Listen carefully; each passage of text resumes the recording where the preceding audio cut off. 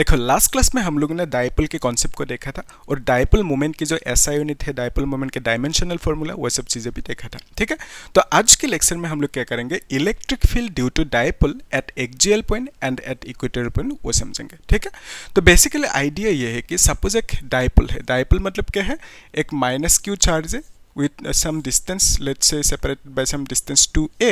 तो यहाँ पे ये जो डिस्टेंस है इसको हमने 2a क्यों लिया और यहाँ पे प्लस क्यों लेना होगा, है ना, क्योंकि तब यहाँ से यहाँ तक की डिस्टेंस a होंगे, यहाँ से यहाँ तक की डिस्टेंस a होंगे, कैलकुलेशन करने में मदद मिलेंगे। ठीक है, तो अगर यहाँ से यहाँ तक a लिया होता तो उस केस में ये कितना होता है a/2 और ये भी a/2 लिखना होता है ना, तो फॉर दैट हमें दिक्कतें आ जाता कि मतलब बार बार कैलकुलेशन में a/2 दिक्कतें आ जाती। ठीक है, तो सुविधा के लिए हम लोगों ने इस तरह से सिंपल रखा कि ये a है, ये भी a है, यहाँ तक क्लियर है।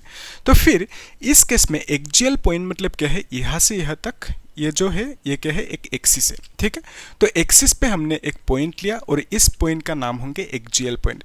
तो इस पॉइंट पे हमें इलेक्ट्रिक फील्ड चाहिए। ठीक है, यानी फॉर्मूला फाइंड आउट करना है यहाँ पे। ठीक है, तो अभी यहाँ पे इलेक्ट्रिक फील्ड मिलेंगे क्यों, आंसर इज क्योंकि हमें मालूम है एक चार्ज होने से उस चार्ज से थोड़ी सी डिस्टेंस दूरी पे हमें क्या मिलेंगे, इलेक्ट्रिक फील्ड। उसकी फॉर्मूला क्या है, k/r²। ओके, यहाँ से यहाँ तक की डिस्टेंस r है। तो यहाँ पे भी सिमिलरली इसकी वजह से इलेक्ट्रिक फील्ड मिलेंगे और इसकी वजह से भी यहाँ पे इलेक्ट्रिक फील्ड मिलेंगे।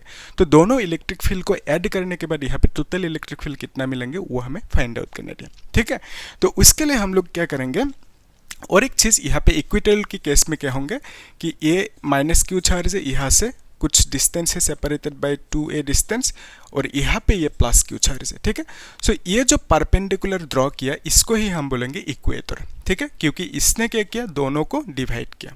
ओके, तो ये जो पॉइंट होंगे इसको बोलेंगे इक्वेटोरियल पॉइंट और इस पॉइंट में हमें क्या चाहिए, इलेक्ट्रिक फील्ड। ओके, तो इस चार्ज की वजह से यहाँ पे इलेक्ट्रिक फील्ड मिलेंगे, इस चार्ज की वजह से यहाँ पे इलेक्ट्रिक फील्ड मिलेंगे। तो टोटल इलेक्ट्रिक फील्ड यहाँ पे कितना होंगे वो फाइंड आउट करने दिया। ठीक है, उसको भी हम लोग देखेंगे नेक्स्ट क्लास में। तो ये जो सिचुएशन है इसमें अभी इसको मिटा देते हैं, है ना। तो इस केस में हमें क्या मिलेंगे, इलेक्ट्रिक फील्ड मिलेंगे, कितना मिलेंगे इलेक्ट्रिक फील्ड इस पॉइंट में वो फाइंड आउट करना है। ओके, तो उसके लिए देखना हम लोग एकदम आसानी से कर सकते हैं इसे। ये जो माइनस क्यू चार्ज है, ये माइनस क्यू चार्ज यहाँ पे इसको लिख लेते हैं। ठीक है, तो इस माइनस क्यू की वजह से इतना सा डिस्टेंस दूरी पे हमें क्या मिलेंगे, इलेक्ट्रिक फील्ड मिलेंगे। ठीक है, क्योंकि ये माइनस क्यू है, because of that electric field के डायरेक्शन कौन से होंगे, ये होंगे। तो बेसिकली यहाँ पे इसकी वजह से इस पॉइंट पे जो इलेक्ट्रिक फील्ड मिलेंगे उसकी डायरेक्शन ये होंगे। इसको हमने सपोज ई माइनस कह दिया क्योंकि माइनस क्यू की वजह से है। ठीक है, तो अभी इस ई माइनस की वैल्यू कितना होंगे, इस पॉइंट पे ई माइनस की value that is equal to k q. ठीक है, तो इसका वैल्यू क्यू है, क्यू ले लिया, डिवाइडेड बाय r²। r मतलब क्या है, यहाँ से यहाँ तक की डिस्टेंस है। ठीक है, तो ये जो डायपोल है, ये जो पॉइंट है, ये पॉइंट डायपोल से कितनी डिस्टेंस दूरी पे है, लेट्स कंसीडर यहाँ से यहाँ तक। ओके, डायपोल से दूरी यानी डायपोल के सेंटर से। ठीक है, तो डायपोल के सेंटर से यहाँ तक की डिस्टेंस कितना लिया हमने, x ले लिया सपोज। ओके, तो यहाँ से यहाँ तक कितना है, a है, यहाँ से यहाँ तक a है। सो बेसिकली यहाँ से यहाँ तक की डिस्टेंस कितना होंगे, a प्लस x होंगे। ठीक है, तो बेसिकली यहाँ से यहाँ तक की डिस्टेंस कितना होंगे, a प्लस x यानी x प्लस a लिख सकते हैं। ओके, क्लियर है यहाँ तक। तो e माइनस की वैल्यू कितना लिखेंगे, k/r² यानी इतना सा distance x plus a whole square लिखना होगा। ठीक है, क्लियर है। फिर नेक्स्ट स्टेप में हमें क्या करना है, इसकी वजह से, इस प्लस क्यू की वजह से इस पॉइंट पे इलेक्ट्रिक फील्ड मिलेंगे, है कि नहीं, तो कितना होंगे उसको फाइंड आउट करने के लिए यहाँ पे हम लोग ड्रॉ कर लेते हैं। ये प्लस क्यू चार्ज है, यहाँ से इतना सा डिस्टेंस है ना, तो इतनी सी डिस्टेंस दूरी पे हमें इलेक्ट्रिक फील्ड चाहिए। इसको कह दे ई प्लस। ई प्लस मतलब electric field due to plus q charge, आप लोग लिख लेना। ई माइनस मतलब electric field due to minus q charge. ठीक है, तो इसका फॉर्मूला क्या लिखोगे, के मतलब क्या है, 1/4πε, उसको बाद में लिखेंगे हम लोग। यहाँ पे क्यू लिखना होगा, फिर नीचे क्या लिखोगे, इतना सा डिस्टेंस, ये कितना होंगे, देखो यहाँ से यहाँ तक x है, तो इतना सा क्या है, दिस इज a। तो x से a को माइनस करो, you will get this much distance यहाँ से यहाँ तक की। ओके, तो x माइनस a होंगे। तो बेसिकली यहाँ से यहाँ तक की डिस्टेंस को हम लोग लिख सकते हैं x माइनस a। ओके, तो यहाँ पे हम लोग x minus a whole square कर देंगे। ठीक है, तो हमें दो इलेक्ट्रिक फील्ड मिला और यहाँ पे जो इलेक्ट्रिक फील्ड मिला E प्लस, उसकी डायरेक्शन कौन सी होंगे, उसकी डायरेक्शन होंगे ये। ठीक है, क्योंकि ये प्लस क्यू है, प्लस से इलेक्ट्रिक फील्ड निकलेंगे ऑलवेज। ओके, क्लियर है यहाँ तक। सो हमें इस पॉइंट पे इलेक्ट्रिक फील्ड मिला कितना, डो, इसकी वजह से जो इलेक्ट्रिक फील्ड मिला दैट इज ई माइनस, और इसकी वजह से जो इलेक्ट्रिक फील्ड मिला उसकी डायरेक्शन ये होंगे, और इसको हमने कहा ई प्लस, ठीक है, इसकी वैल्यू कितना है, दिस मच। यहाँ तक क्लियर है।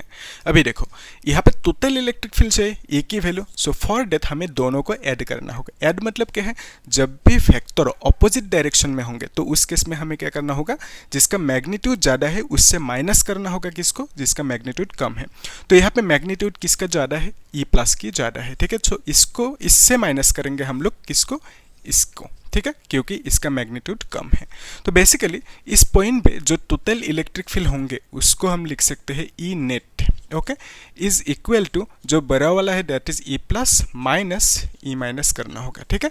तो इससे हमने इसको माइनस किया, क्यों किया, क्योंकि ये बड़ा है। तो कैसे ये ग्रेटर है, ग्रेटर देन दिस है, तो हम लोग इसको भी सोच समझ सकते हैं। यहाँ पे देखो, सपोज ये एक चार्ज है क्यू, ठीक है, तो इससे आर डिस्टेंस दूरी पे जो इलेक्ट्रिक फील्ड मिलेंगे उसकी फॉर्मूला क्या है, के क्यू बाय आर स्क्वायर। अगर ये आर इंक्रीज होंगे तो ई क्या होंगे, डिक्रीज होंगे, इन्वर्सली प्रोपोर्शनल।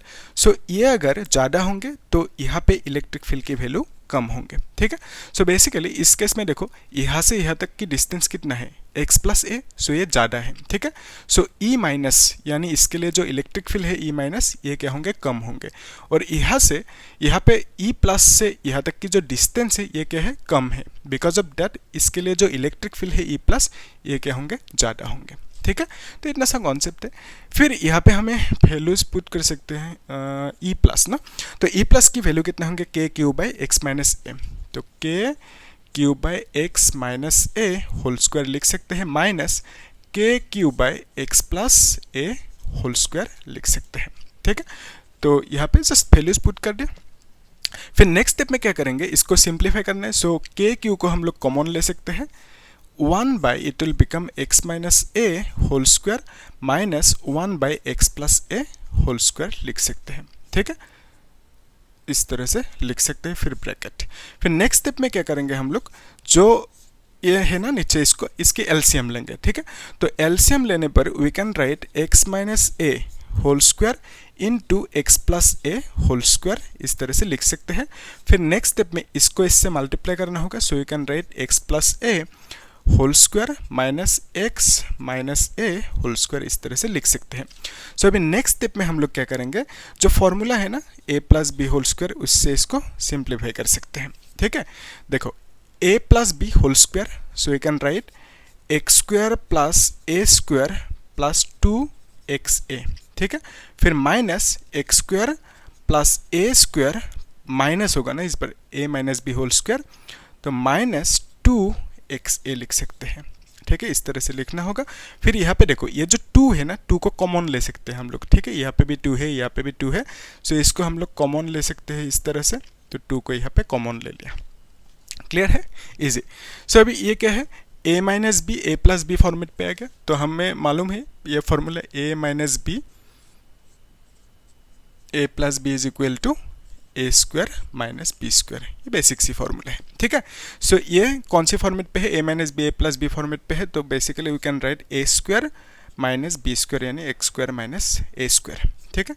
फिर यहाँ पे ये 2 है, तो 2 को हम लोग यहाँ पे लिखेंगे इस तरह से, क्लियर है, इजी।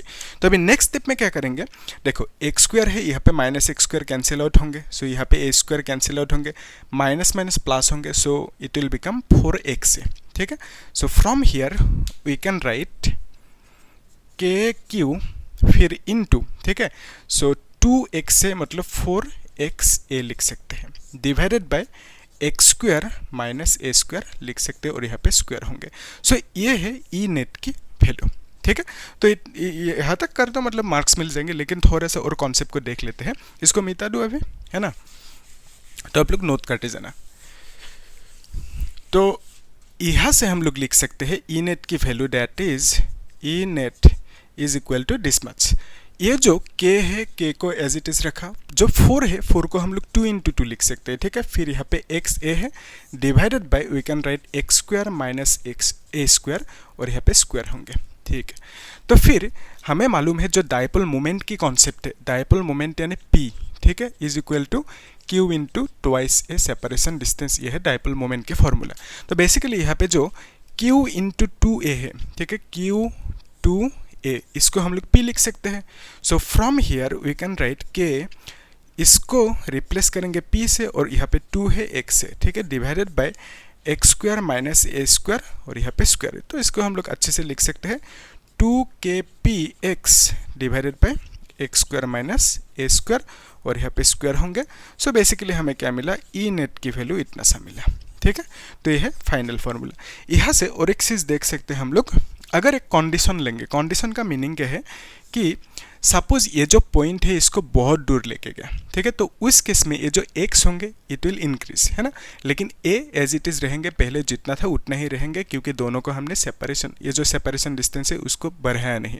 तो बेसिकली हम लिख सकते हैं जब इस पॉइंट को दूर लेके जाएंगे तब क्या होंगे, जो x होंगे that will become very very greater than a, ये हम लिख सकते हैं, ठीक है।